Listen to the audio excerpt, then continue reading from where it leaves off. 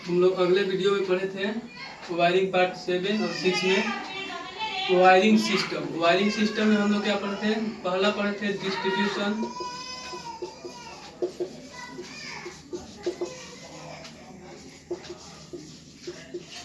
Distribution system और दूसरा पढ़े थे tree system.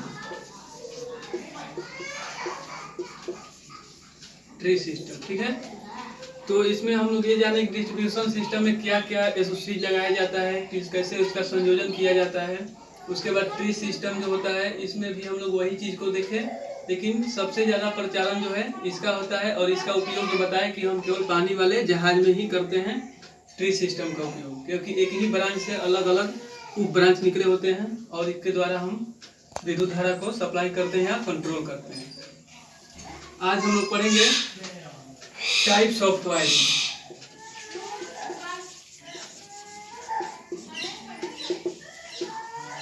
Types of wiring, ठीक है। टाइप्स ऑफ वायरिंग में किस प्रकार से, यानी कितने प्रकार के वायरिंग का प्रकार जो होता है, कितने प्रकार का वायरिंग होता है। जैसे क्लिट वायरिंग होता है, पाइप वायरिंग होता है, केसी के पिन बीट वायरिंग, अलग अलग प्रकार होता है। लेकिन इससे पहले हम लोग जानेंगे कि किस प्रकार से किसी उपकरण को बोर्ड के द्वारा नियंत्रित किया जाता है। बोर्ड में स्विच सॉकेट लगाने के बाद उसको हम किस प्रकार से नियंत्रित करते हैं। नियंत्रित करने के बाद उसी तार को हम क्या करते हैं, एक कवर के साथ में, यानी पाइप का हो या केसी के पिन हो या क्लिप के द्वारा सजा देते हैं, तो उसी को हम एक नाम देते हैं वायरिंग, ठीक है। तो हम उसके बारे में पहले जानेंगे टाइप्स ऑफ वायरिंग में। तो इसमें हमारा क्या होगा, इसमें हम पहले देखेंगे वायरिंग कनेक्शन।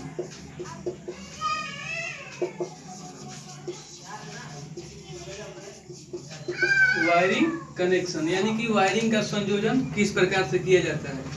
तो हम इसमें क्या करते हैं, एक बोर्ड को ले लेते हैं जो हमारे घर के दीवारों में या महलों में, भवनों में या इंडस्ट्रियल क्षेत्रों में लगाया जाता है, ठीक है। उसमें हम क्या करते हैं, हमारा लगा होता है एक सॉकेट, उसके बाद मान लेते हैं 2-3 जो भी स्विच लगाना हो, ये स्विच लगा देते हैं। ये स्विच हो गया हमारा, ये हमारा जो सॉकेट हो गया, ठीक है। तो स्विच में भी 2 टर्मिनल होते हैं। ये जो स्विच लगा होता है ये हमारा स्विच एसपी स्विच कहलाता है। वायरिंग में अधिक से अधिक जितना भी स्विच हम प्रयोग करते हैं वो हमारा एसपी स्विच होता है। इसका पूरा नाम होता है सिंगल पोल स्विच, ठीक है।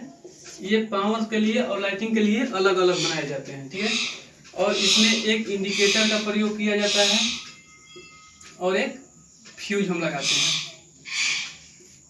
तो हम इसमें देखते क्या करते हैं कि अगर मान लेते हैं कि हमारा अलग अलग जगहों पर अलग अलग उपकरण लगा हुआ है, जैसे कि बल्ब यहाँ पर है, एक बल्ब यहाँ पर है, और मान लेते हैं बल्बे को लगा देते हैं, और यहाँ पर एक है ट्यूबलाइट जो भी है, कोई उपकरण को हम लगा देते हैं। तो हम 3 सॉकेट 3 स्विच लगाए हुए हैं, तो एक स्विच को और बढ़ा देते हैं। इसके लिए हम क्या करेंगे, इस स्विच के द्वारा एक सॉकेट को नियंत्रित करेंगे। तो हमारा जो बाहर से जो सप्लाई आता है तो उसमें मान लेते हैं फेज और न्यूट्रल 2 सप्लाई आता है। तो इसे लिखते हैं फेज और न्यूट्रल। ये हमारा फेज का कनेक्शन जो होता है डायरेक्ट फ्यूज में जाता है, और फ्यूज के दूसरे सिरे से निकलने के बाद ये क्या होता है, स्विच के सभी निचले टर्मिनल के साथ संयोजित कर दिया जाता है।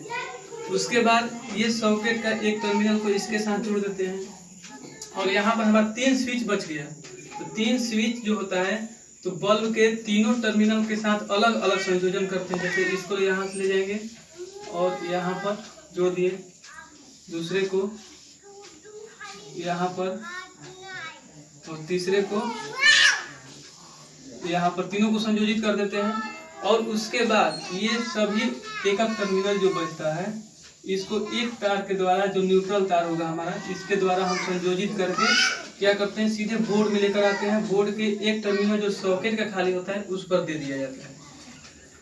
अब रह गया हमारा न्यूट्रल का संयोजन। तो हम ऊपर से तो न्यूट्रल का भी और फेज का भी दोनों कर दिए हैं, ठीक है।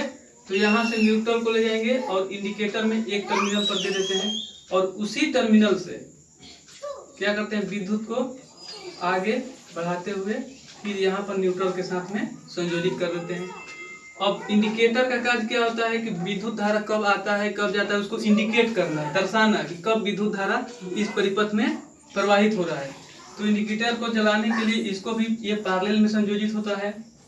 इसको भी जलाने के लिए यहाँ से फ्यूज के नीचे टर्मिनल से हम क्या करते हैं, सप्लाई को दे देते हैं। तो इंडिकेटर हमारा पैरेलल में संयोजित हो जाता है। ठीक है, उसके बाद ये जो फ्यूज होता है, तो फ्यूज का हम यहाँ से भी दे सकते हैं, यहाँ से भी दे सकते हैं। लेकिन हमारा इंडिकेटर का कार्य होता है कि किसी भी परिपथ में धारा प्रवाहित हो रहा है या नहीं हो रहा है, क्या फॉल्ट है, उसको दर्शाने के लिए उसमें विद्युत धारा आ रहा है या नहीं आ रहा है। इस कारण से हम अगर ऊपर से देते हैं तो फ्यूज उड़ने के बाद भी हमारा इंडिकेटर जलता रहेगा, जिसके कारण हमारा ये फॉल्ट नहीं पकड़ा जा सकता है कि फ्यूज खराब है या नहीं खराब है। तो इसमें जितना उपकरण लगा हुआ है, इसमें अलग अलग उपकरण का अलग अलग कार्य होता है। जैसे ये फ्यूज जो हुआ हमारा, ये सेफ्टी डिवाइस का काम करता है।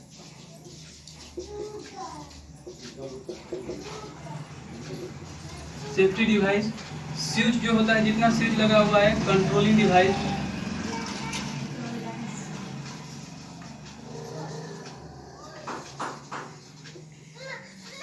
Controlling device. और ये सॉकेट जो होता है, तो सॉकेट भी हमारा क्या होता है, कंज्यूमिंग डिवाइस, कंज्यूमिंग डिवाइस। और इंडिकेटर जो होता है ये भी कंज्यूमिंग डिवाइस में आता है, लेकिन इसको हम इंडिकेटिंग डिवाइस के नाम से जानते हैं। Indicating device. और ये जितना उपकरण लगा होता है, तो ये भी क्या करता है, विद्युत धारा को खर्च करता है। तो ये सब उपकरण भी हमारा कंज्यूमिंग डिवाइस के अंतर्गत आते हैं।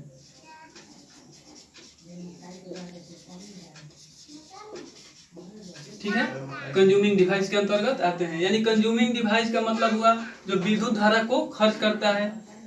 सेफ्टी डिवाइस का मतलब हुआ कि जो उस परिपथ को सुरक्षित रखता है, लेकिन स्वयं नष्ट हो सकता है। फ्यूज का कार्य है कि अपने आप को स्वयं नष्ट होकर के पूरे परिपथ को सुरक्षित करना। उसके बाद ये कंट्रोलिंग डिवाइस का कार्य हुआ कि यानी नियंत्रित करना। नियंत्रित करने का मतलब हुआ कि विद्युत धारा को हम यहाँ से कंट्रोल कर सकते हैं, आगे परिपथ में दे सकते हैं या उसको वहाँ पर हम रोक सकते हैं। और ये सॉकेट से हम मान लीजिए कहीं पर विद्युत धारा को बाहर किसी उपकरण के लिए जोड़ रहे हैं, तो ये कंज्यूमिंग डिवाइस का ही कार्य करता है। ये वायरिंग जो हम किए हैं, ये सभी वायरिंग हमारा समानांतर क्रम में होते हैं, क्योंकि यहाँ से हम सभी उपकरण को हर एक टर्मिनल पर हर एक उपकरण को क्या किए हैं, एक फेज के साथ जोड़ दिए। यानी कि प्रथम सिरा को एक साथ और न्यूट्रल के साथ में द्वितीय सिरा को एक साथ। जैसे मान लेते हैं A1, A2, B1, B2, C1, C2।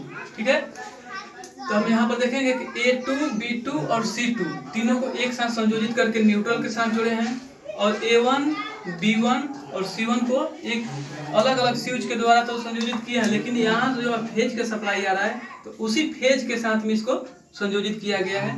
तो जिस कारण से हमारा क्या हुआ, ये समानांतर क्रम संयोजन हुआ। इस संयोजन में क्या होता है, सभी उपकरण पर वोल्टेज समान मिलते हैं। और दूसरा फायदा क्या होता है कि अगर इसमें से कोई डिवाइस एक खराब भी हो जाता है फ्यूज को छोड़कर, तो हमारा क्या होता है, इस परिपथ में धारा प्रवाहित होते रहते हैं, उस उपकरण का केवल कार्य बंद हो जाता है।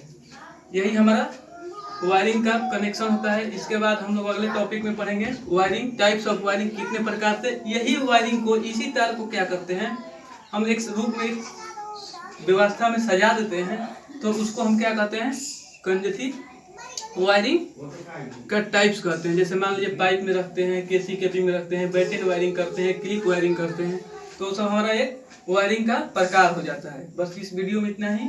अगले वीडियो में हम लोग पढ़ेंगे टाइप्स ऑफ वायरिंग।